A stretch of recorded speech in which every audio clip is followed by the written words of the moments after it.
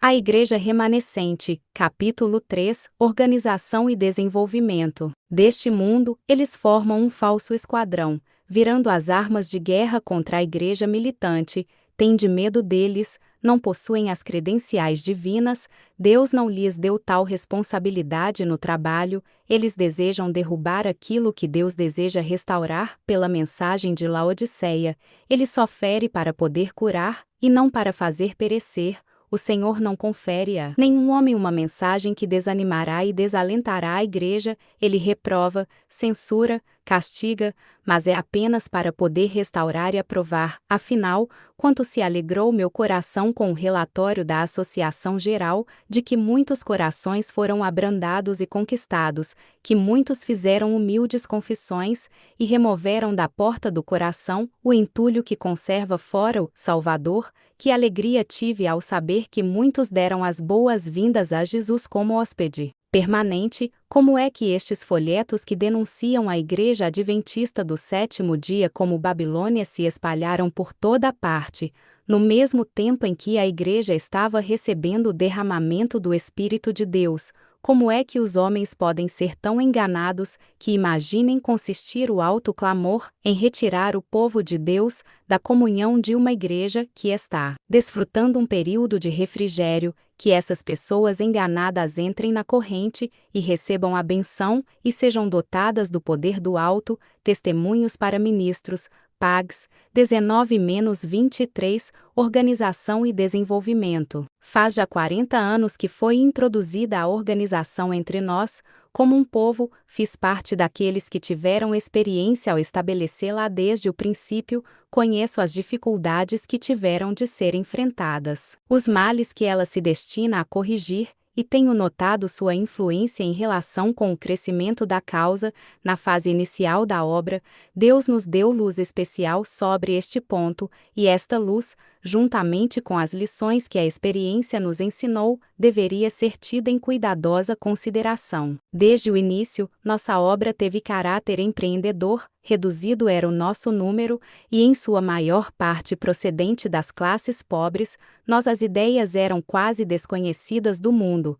Não tínhamos casas de culto, possuíamos poucas publicações e reduzidíssimos recursos para levar avante a nossa obra. As ovelhas estavam esparsas pelas estradas e caminhos, nas cidades, aldeias e matas. Os mandamentos de Deus e a fé de Jesus eram a nossa mensagem, unidade de fé e de doutrina. Meu esposo, juntamente com os pastores José Bates, Stephen Pierce, Irão Edson e outros que eram fervorosos, nobres e fiéis, estava entre os que, depois da passagem do tempo em 1844, buscaram a verdade como a um tesouro escondido. Reuníamo-nos sentindo angústia de alma, a fim de orar para que fôssemos um na fé e doutrina, pois sabíamos que Cristo não está dividido. Cada vez tomávamos um ponto para assunto de nossa pesquisa, abriam-se as Escrituras, com sentimento de temor, jejuávamos frequentemente, a fim de pôr-nos em melhor disposição para compreender a verdade. Se depois de fervorosa oração, não compreendíamos algum ponto, o discutíamos, e cada qual exprimia livremente sua opinião. De novo então nos curvávamos em oração, e ardentes súplicas ascendiam ao céu para que Deus nos ajudasse a ver de uma mesma maneira, para que fôssemos um, como Cristo e o Pai são um. Muitas lágrimas eram derramadas. Assim passávamos muitas horas, algumas vezes passávamos a noite toda em solene busca das Escrituras, para compreender a verdade para o nosso tempo. Em algumas ocasiões, o Espírito de Deus descia sobre mim, e porções difíceis eram esclarecidas pelo modo indicado por Deus, e havia então perfeita harmonia, éramos todos de um mesmo pensamento e espírito. Procurávamos muito ansiosamente que as Escrituras não fossem torcidas, para adaptarem-se às opiniões de qualquer pessoa. Procurávamos fazer com que nossas divergências de opiniões fossem tão pequenas quanto possível, não insistindo nós sobre pontos que eram de menos importância, a respeito dos quais havia opiniões divergentes. A preocupação de toda a alma, porém, era promover entre os irmãos uma condição que correspondesse à oração de Cristo, para que seus discípulos pudessem ser um. assim como são ele e o Pai. Algumas vezes, um ou dois irmãos obstinadamente se opunham à opinião apresentada, e agiam de acordo com os sentimentos naturais do coração. Quando, porém, essa disposição aparecia, suspendíamos nossas pesquisas e adiávamos a reunião, para que cada um tivesse a oportunidade de buscar a Deus em oração, e sem consulta com outros estudasse o ponto de divergência, rogando luz do céu, com expressões de amizade nos despedíamos, para de novo reunirmos-nos tão breve quanto possível, para mais pesquisas. Por vezes o poder de Deus descia sobre nós, de uma maneira assinalada, e, quando a clara luz revelava os pontos da verdade, chorávamos e regozijávamo-nos juntamente, amávamos a Jesus, e amávamo-nos uns aos outros. A adoção da ordem eclesiástica, o nosso número aumentava gradualmente, a semente lançada era regada por Deus, que a fazia crescer. A princípio reuníamo-nos para o culto e apresentávamos a verdade àqueles que vinham para ouvir, em casas particulares, em celeiros, bosques e edifícios escolares. Não demorou muito tempo, porém, e pudemos construir humildes casas de oração. Aumentando nosso número, tornou-se evidente que sem alguma forma de organização, haveria grande confusão, e a obra não seria levada avante com êxito. A organização era indispensável para prover a manutenção dos pastores, para levar a obra a novos campos, para proteger dos membros indignos tanto as igrejas como os pastores, para a conservação das propriedades da igreja, para a publicação da verdade pela imprensa, e para muitos outros fins. Havia, no entanto, entre nosso povo um forte sentimento contrário à organização. Os adventistas do primeiro dia opunham-se à organização, e a maior parte dos adventistas do sétimo dia entretinham as mesmas ideias. Buscamos o Senhor em oração fervorosa, para que pudéssemos compreender sua vontade, e seu Espírito nos iluminou, mostrando-nos que deveria haver ordem e perfeita disciplina na igreja, e era essencial a organização. Método e ordem manifestam-se em todas as obras de Deus, em todo o universo. A ordem é a lei do céu, e deveria ser a lei do povo de Deus, sobre a terra, lançando-se a novos empreendimentos. Tivemos uma árdua luta para estabelecer a organização. Apesar de o Senhor dar testemunho após testemunho a esse respeito, a oposição era forte, e teve de ser enfrentada repetidas vezes. Sabíamos, porém, que o Senhor Deus de Israel nos estava dirigindo e guiando pela sua providência. Empenhamo-nos na obra da organização, e uma evidente prosperidade acompanhou esse movimento progressista. Como o desenvolvimento da obra nos impelisse a novos empreendimentos, dispusemo-nos a começá-los. O Senhor nos dirigiu o Espírito para a importância da obra educativa. Vimos a necessidade de escolas, para que nossos filhos pudessem receber instrução isenta dos erros da falsa filosofia, e sua educação estivesse em harmonia com os princípios da palavra Deus. A necessidade de instituições de saúde fora-nos encarecida, para auxílio e instrução de nosso próprio povo, e como meio de beneficiar e esclarecer a outros. Este empreendimento foi também levado avante. Tudo isto era obra missionária, da mais elevada espécie. Resultados do esforço conjunto. Nossa obra não era mantida por grandes donativos ou legados, pois poucos homens abastados tínhamos entre nós. Qual é o segredo de nossa prosperidade? Temo-nos movido sob as ordens do príncipe de nossa salvação. Deus nos tem abençoado os esforços unidos. A verdade tem se espalhado e florescido, tem se multiplicado as instituições. A semente de mostarda cresceu até tornar-se uma grande árvore. O sistema da organização alcançou êxito grandioso. Foi adotada a contribuição sistemática segundo o plano bíblico. O corpo foi ligado pelo auxílio de todas as juntas. Efésios 4:16, na medida do avanço feito, ficou provado ser eficiente o nosso sistema de organização. Ninguém acaricia o pensamento de que podemos dispensar a organização. A construção dessa estrutura custou-nos muito estudo e orações, em que rogávamos sabedoria, e as quais sabemos que Deus ouviu. Foi edificada sob sua orientação, por meio de muito sacrifício e contrariedades, nenhum de nossos irmãos esteja tão iludido que tente derribá-la, pois acarretaria assim um estado de coisas que nem é possível imaginar. Em nome do Senhor declaro-vos que ela há de ser firmemente estabelecida, robustecida e consolidada, ao mando de Deus. Ide, avançamos, quando as dificuldades a serem superadas faziam com que o avanço parecesse impossível, sabemos quanto custou no passado executar os planos de Deus, que fizeram de nós o povo que somos. Portanto, cada um tenha o máximo cuidado para não conturbar a mente no tocante a estas coisas, que Deus ordenou para a nossa prosperidade e êxito no progresso de sua causa. Os anjos trabalham harmoniosamente, perfeita ordem caracteriza todos os seus movimentos. Quanto mais aproximadamente imitarmos a harmonia e ordem dos anjos, tanto maior êxito terão os esforços desses agentes celestiais em nosso favor. Se não virmos necessidade de ação harmônica e formos desordenados, indisciplinados e desorganizados em nossa maneira de agir, os anjos que são perfeitamente organizados e se movem em perfeita ordem, não poderão com êxito trabalhar por nós, afastar-se-ão pesarosos, pois não estão autorizados a abençoar a confusão, distração e desorganização. Todos os que desejarem a cooperação dos mensageiros celestiais devem trabalhar em harmonia com eles. Os que receberam a unção do céu, em todos os seus esforços, incentivarão a ordem, a disciplina e unidade de ação, e então os anjos de Deus poderão cooperar com eles.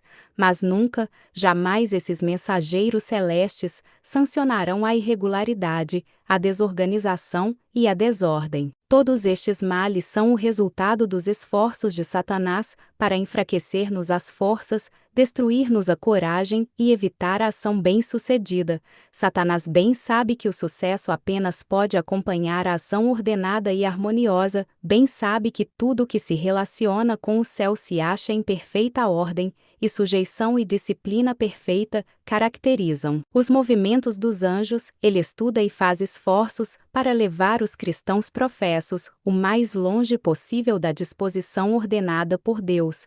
Portanto, engana até o povo professo de Deus e faz-lhes crer que a ordem e a disciplina são inimigas da espiritualidade, que a única segurança para eles consiste em seguir cada qual seu rumo e, de maneira especial, permanecer separado das corporações de cristãos que andam unidos e trabalham para estabelecer a disciplina e harmonia de ação. Todos os esforços feitos para se estabelecer a ordem são considerados perigosos, tidos como uma restrição da legítima liberdade e, por isso, são temidos, como se fossem um arremedo do papado. Estas dedicadas almas consideram virtude o jactar-se de sua liberdade de pensar e agir. Independentemente, não atendem a nenhum parecer de outros, não se deixam ensinar por quem quer que seja. Foi-me mostrado que a obra especial de Satanás é introduzir os homens a crer que Deus lhes ordena agirem por si mesmos e escolherem seu caminho, independentemente de seus irmãos. Deus está guiando um povo do mundo para a exaltada plataforma da verdade eterna. Os mandamentos de Deus e a fé de Jesus disciplinará e habilitará seu povo. Eles não estarão em divergência, um crendo uma coisa e outro tendo fé e opiniões inteiramente opostas, e movendo-se cada qual independentemente do conjunto, pela diversidade dos dons e governos que ele pôs em sua igreja. Todos alcançarão a unidade da fé. Se alguém forma seu próprio conceito no tocante à verdade bíblica, sem atender à opinião de seus irmãos, e justifica seu procedimento alegando que tem o direito de pensar livremente, impondo suas ideias então aos outros, como poderá cumprir a oração de Cristo? E se outro e outro ainda se levantam, cada qual afirmando seu direito de crer e falar o que lhe aprouver, sem atentar para a fé comum, onde estará aquela concórdia que existia entre Cristo e seu Pai, e para cuja existência, entre seus irmãos, Cristo orou, responsabilidade individual e unidade cristã. Posto que tenhamos uma obra individual e individual responsabilidade perante Deus, não devemos seguir nosso próprio critério independentemente, sem tomar em consideração as opiniões e sentimentos de nossos irmãos, pois tal proceder acarretaria a desordem na igreja. É dever dos pastores respeitarem o discernimento de seus irmãos, mas suas relações mútuas, assim como as doutrinas que ensinam, deveriam ser submetidas à prova da lei e do testemunho. Se, então, os corações forem dóceis, não haverá divisão entre nós. Alguns se inclinam a ser desordenados e apartam-se dos grandes marcos da fé, mas Deus está atuando em seus pastores para que sejam um na doutrina e no espírito. É necessário que nossa unidade hoje seja de caráter tal que resista à prova. Temos muitas lições para aprender e muitíssimas para desaprender. Tão somente Deus e o céu são infalíveis. Quem acha que nunca terá de abandonar uma opinião formada e nunca terá ocasião de mudar de critério, será decepcionado. Enquanto nos apegarmos obstinadamente às nossas próprias ideias e opiniões, não poderemos ter a unidade pela qual Cristo orou. Quando um irmão recebe nova luz sobre as Escrituras, deve expor francamente sua maneira de entender, e todo pastor deve pesquisar as Escrituras com espírito de singeleza, a fim de ver se os pontos apresentados podem ser confirmados pela palavra inspirada. E ao servo do Senhor não convém contender, mas, sim, ser manso para com todos, apto para ensinar, sofredor, instruindo com mansidão os que resistem, a ver se, porventura, Deus lhes dará arrependimento para conhecerem a verdade. 2 Tim 2, e 24 e 25. Que coisas Deus tem feito, passando em revista a nossa história, percorrendo todos os passos de nosso progresso até ao estado atual, posso dizer: louvado seja Deus. Quando vejo o que Deus tem executado, encho-me de admiração por Cristo e de confiança nele como dirigente. Nada temos a recear no futuro, a não ser que nos esqueçamos do caminho pelo qual Deus nos tem conduzido. Somos agora um povo forte, se pomos nossa confiança no Senhor, pois estamos a tratar com as poderosas verdades da palavra de Deus. Tudo temos que agradecer, se andamos na luz, como resplandece ela sobre nós, procedente dos vivos oráculos divinos, teremos grandes responsabilidades, correspondentes à grande luz a nós conferida por Deus. Temos muitos deveres a cumprir, porque fomos feitos depositários da verdade sagrada, a ser dada ao mundo em toda a sua beleza e glória. Somos devedores a Deus por todas as regalias que Ele nos confiou para embelezarmos a verdade com a santidade de nosso caráter e comunicarmos a mensagem de exortação, consolo, esperança e amor àqueles que estão nas trevas do erro e pecado. Graças a Deus pelo que já tem sido feito no sentido de prover aos nossos jovens recursos para a educação religiosa e intelectual.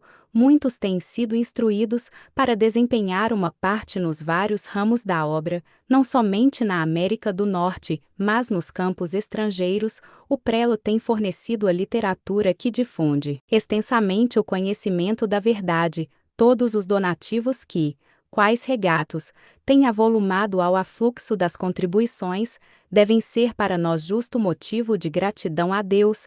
Temos hoje um exército de jovens que, se for convenientemente dirigido e animado, muito poderá fazer. Necessitamos de que nossos filhos creiam na verdade, desejamos que sejam abençoados por Deus, queremos que desempenhem uma parte em bem organizados planos para auxiliarem outros jovens, sejam eles de tal maneira preparados que possam corretamente representar a verdade, dando a razão da esperança que neles há, e honrando a Deus em qualquer ramo da obra, para que estiverem habilitados. Como discípulos de Cristo, temos o dever de difundir a luz que sabemos faltar ao mundo, que o povo de Deus enriqueçam em boas obras, repartam de boa mente e sejam comunicáveis, que entesourem para si mesmos um bom fundamento para o futuro, para que possam alcançar a vida eterna. Aitim 6 e 18 e 19, Testemunhos para Ministros, Pags 24,32. Ajude esse canal de forma grátis com a sua inscrição, e você também pode ajudar financeiramente através da chave Pix, que está no descritor do vídeo. Para mais livros em áudio,